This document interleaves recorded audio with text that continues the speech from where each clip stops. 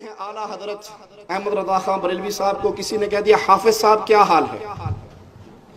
تو احمد رضا خان صاحب کو بڑا دکھ ہوا کہ میں حافظ تو ہوں نہیں، اور یہ بیچارے مجھے حافظ سمجھتے ہیں، جیسے میں ایک چھوٹا سا طالب علم ہوں اور زبیر بھائی پتہ نہیں مجھے بیچارے کیا سمجھتے ہیں، میں تو دین کا ادنا سا خادم ہوں، یہ علماء ہیں اللہ ان کا سایہ ہمارے سر پہ دراز رکھے، میں تو عالم بھی نہیں ہوں طالب علم ہوں۔ احمد رضا کو بڑا دکھ ہوا، تو اس نے رمضان کا مہینہ شروع ہو گیا تھا، اب وہ مغرب سے عشاء کے درمیان قاضی صاحب کہتے ہیں اس میں افطاری بھی کرتے تھے، روٹی بھی کھاتے تھے، عشاء کی تیاری بھی کرتے تھے، اور قرآن پاک کو ایک دفعہ دیکھ لیتے تھے اور مصلی پہ کھڑے ہو کے سنا دیا کرتے تھے، نیچے بیٹھے ہوئے نعرہ حیدری یا علی۔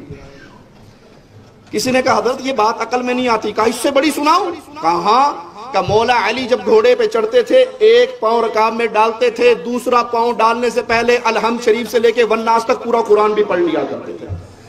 اچھا، وہ آپ امام احمد رضا خان رحمت اللہ تعالیٰ علیہ کے بارے میں کچھ فرما رہے ہیں؟ جی ہاں، میں عرض کر رہا تھا کہ یہ بہت بڑے عالم، بہت بڑے بزرگ تھے، حافظہ بہت قوی تھا، یعنی کہ آپ نے تو ایک بار کسی نے حافظ صاحب کہہ دیا آپ کو تو بس آپ کے دل پہ چوٹ لگی کہ یہ لوگ مجھے حافظ کہتے ہیں اور میں حافظ نہیں ہوں، یہ بیچارے مطلب یعنی خوش فہمی ہے ان کی، تو اس لیے آپ نے رمضان المبارک میں مغرب کی نماز کے بعد کھانے سے فارغ ہو کر تراویح سے پہلے ایک پارہ غور سے دیکھ لیتے آپ، اور اس طرح وہ آپ کو یاد ہو جاتا، اور ایک مہینے کے قلیل عرصے میں آپ نے پورا قرآن پاک یاد کر یہ مغرب سے عشاء کے درمیان کی بات کر رہے ہیں، کھانا بھی اس میں کھانا ہے، نماز کی تیاری بھی کرنی ہے، اور غور سے وہ پارہ بھی دیکھ لینا ہے۔ عقل نہیں مانتی ہیں بھائی، حضور عقل نہیں مانتی، معذرت کے ساتھ برا مت مانیے، عقل میری بھی نہیں مان رہی، بالکل آپ نے وجہ فرمایا، لیکن میں آپ کو بتاؤں کہ ایسی باتوں کرامت بولتے ہیں، جو ولی سے صادر ہو نا کرامت، تو کرامت وہی ہوتی ہے کہ جو عقل اس کو نہ عقل میں نہ آئے، یعنی کہ جو ایسا ناممکن ہو، عقلاً ناممکن ہو کہ ایسا کرنا۔ میں آپ کو اس سے بڑی بات بتاؤں،